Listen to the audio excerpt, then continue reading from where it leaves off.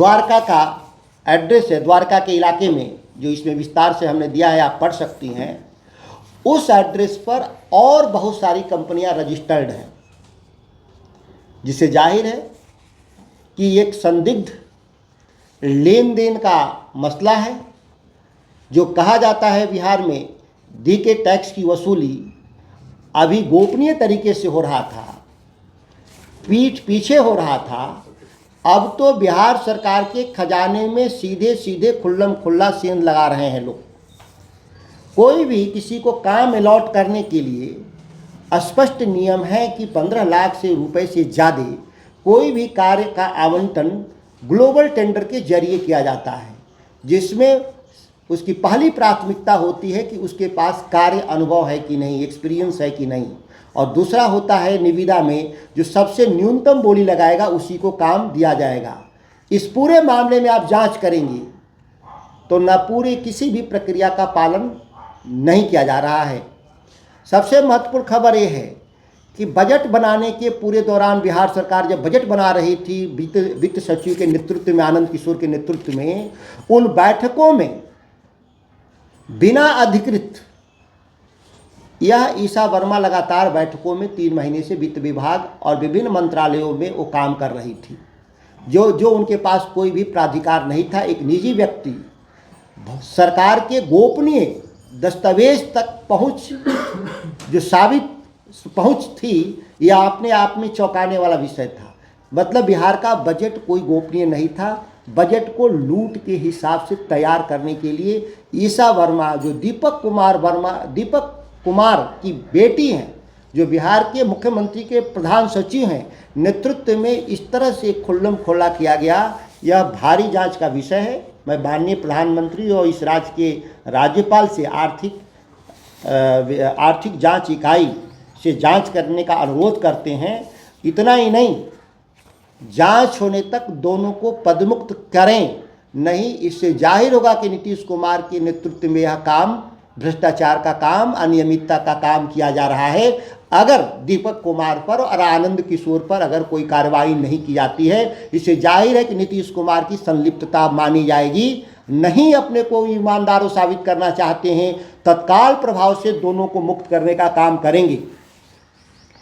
महत्वपूर्ण विषय ये है कि यह सारा कुछ जो घटना हुआ है बिहार में, यह सरकार के मंत्रालय में, सचिवालय में एक अवैध तरीके से घुसपैठिया के तौर पे ईशा वर्मा का प्रवेश कराया जाता है।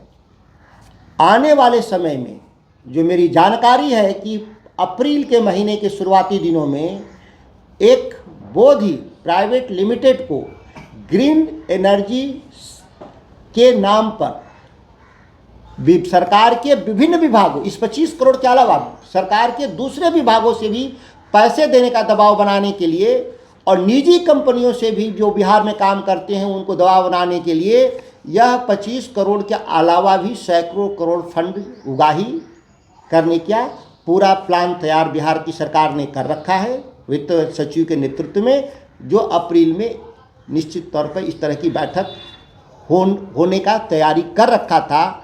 हो सकता है कि आज के प्रेस कॉन्फ्रेंस के बाद वो उसको रद्द करने का कार्यक्रम शायद शुरू कर दे लोग। अगर ये करते हैं लोग, इसके बावजूद भी तो इस देश में जो बैठे हुए लोग हैं, जो डबल इंजन की सरकार के मुखिया, माना जाएगा कि उनकी कोई वजूद नहीं रहा इस देश में, और मनमानी तरीके से इस राज्य के भीतर यहाँ है। नौकरी के साथ भी अभी नौकरी कर रहे हैं ना दीपक कुमार जी प्रधान सचिव के रूप में, सरकार से तनख्वाह ले रहे हैं, और बाकी तो जो टैक्स वसूली है सबको मालूम है बिहार में। अब नौकरी के बाद का भी जुगाड़ बिहार सरकार के खजाने से करने का यह षड्यंत्र आपको प्रूफ के साथ मैं दे रहा हूं। आप और इसके बाद में माननीय प्रधानमंत्री जी को भी पत्र में लिखा है जांच के लिए, और जो हमारे जो साथ जो इसके दस्तावेज हैं, जो आपको लिंक्डइन के जो ये हैं आप देखेंगे, ये दो पेज, इधर सम्राट जी बजट पेश कर रहे थे और 2 पेज बाकायदा 2 मिनट के भीतर लिंक्डइन पर साझा कर दिया जाता है।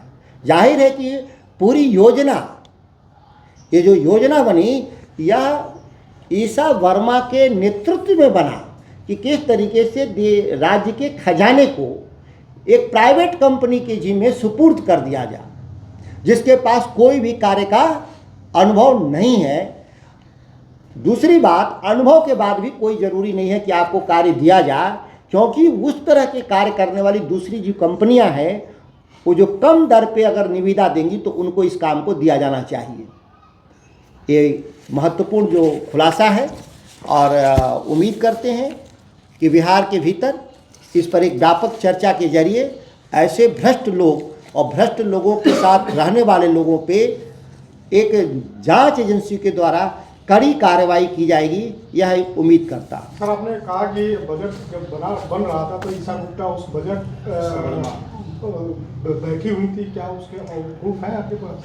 मैं जो मांग कर रहा हूँ कि ईसा वर्मा बिहार सरकार के बजट के दौरान, बनने के दौरान लगातार बैठकों में थी, पूरा सीसीटीवी फुटेज वित्त मंत्रालय उपलब्ध कराए। एक सांसद होने के नाते मुझे यह मांग करने का अधिकार है कि आप उस वीडियो फुटेज को दिखाएं जिसमें ईसा वर्मा आपकी लगातार बैठकों में शामिल थी। यहाँ तक कि जो उसके प्रोसीडिंग्स तैयार थे उस तक ईसा वर्मा की पहुँच थी। और अगर बैठकों के भीतर का फोटो नहीं दे सकते गोपनीयता के नाम पर, तो क्या जिस दिन बार सरकार के द्वारा प्रस्तुत बजट में एक महत्वपूर्ण भ्रष्टाचार एवं अनियमितता के संदर्भ में खुलासा के लिए मैं इस प्रेस कॉन्फ्रेंस को बुलाया हूँ।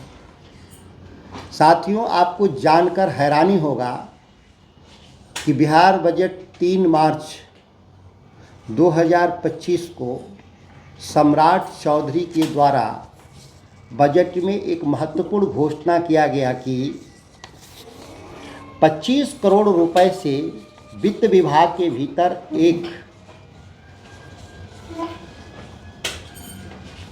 डिपार्टमेंट के तौर पर काम करेगा, जिसका नाम होगा बिहार ग्रीन डेवलपमेंट फंड। महत्वपूर्ण बात यह नहीं है कि 25 करोड़ रुपए का एक वित्त विभाग के भीतर योजना की शुरुआत की गई, जो कि इसकी आवश्यकता वित्त विभाग के जरिए नहीं होना चाहिए था, यह वन एवं पर्यावरण मंत्रालय के जरिए होना चाहिए था। लेकिन यह भ्रष्टाचार और कदाचार की श्रेणी में नहीं आता। महत्वपूर्ण बात यह है कि ईसा वर्मा बोधि फाउंडेशन की प्राइवेट लिमिटेड की जो अध्यक्ष हैं, चेयरमैन हैं, मैनेजिंग डायरेक्टर हैं, वह दीपक कुमार कौन है, जिसको बिहार के लोग डीके टैक्स के नाम से जानते हैं। ईसा वर्मा दीपक कुमार की बेटी हैं और दीपक कुमार माननीय मुख्यमंत्री के प्रधान सचिव हैं। उनकी कंपनी को फ़ायदा पहुंचाने के लिए 25 करोड़ का ग्रीन फंड वित्त विभाग के द्वारा बजट में घोषणा किया जाता है। यह लिंक इससे साबित होता है कि बजट का भाषण अभी चल ही रहा था, उसी समय बोधि प्राइवेट लिमिटेड के लिंक्डइन प्रोफाइल पर एक विस्तृत लेख ईसा वर्मा के द्वारा छापा जाता है, डिस्प्ले किया जाता है। आश्चर्यजनक है कि बजट एक गोपनीय दस्तावेज है, जिसकी जानकारी मीडिया में भी बैठे हुए लोगों को तब दी जाती है जब बजट पेश कर दिया जाता है।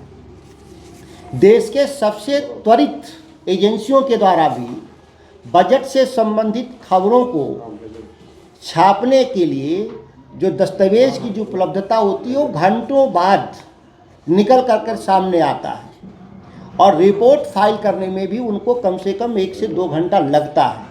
लेकिन आप लिंक्डइन प्रोफाइल, जिसको मैं आपकी प्रति देने जा रहा हूँ, आप देख लें कि बजट इधर पेश हो रहा है और लिंक्डइन प्रोफाइल के जरिए बोधि प्राइवेट लिमिटेड इसके बारे में विस्तृत एक लेख लिखता है ईशा वर्मा के द्वारा।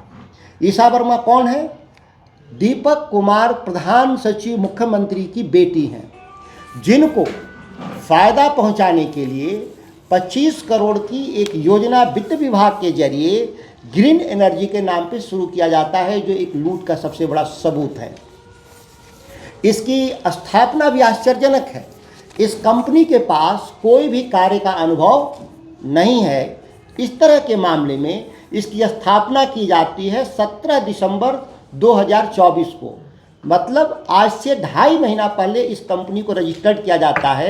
जाहिर है कि इस कंपनी की स्थापना ही बजट में जो प्रावधानित 25 करोड़ रुपए था उसको लूट के लिए या उनको बोधि प्राइवेट लिमिटेड को देने के लिए यह घोषणा की जाती है। महत्वपूर्ण बात यह है कि इस कंपनी का लिंक्डइन पे जो उनका ये लेख है उसके लिंक्डइन के लेख के आधार पर ही नहीं मैं कह रहा हूँ, यह पूरी योजना ही ईशा वर्मा के द्वारा बनाया गया है। इस तरह का कोई फंड हो जब भी बनता है, ये पहली बार बिहार में बन रहा है, तो किसके अप्रोच से बना? और दूसरी बात है, वित्त मंत्रालय इस तरह की चीज़ों को नहीं देखता, इसके लिए देखता है वन एवं पर्यावरण मंत्रालय। लेकिन वन एवं पर्यावरण मंत्रालय के अधीन नहीं बन रहा है, यह वित्त मंत्रालय के अधीन बन रहा है। और ये पूरी बैठक में मैंने कहा 3 महीना तक वो जब बजट का बैठक हुआ है, उसके सीसीटीवी फुटेज में स्पष्ट रूप से आपको दिखेगा। यह जो मैं आरोप लगाया, सरकार मानहानि का हमारे पर केस करे। अगर जो मैं गलत बोल रहा हूँ तो बिहार सरकार को मैं चुनौती देता हूँ कि वो मेरे पर मानहानि का केस करे।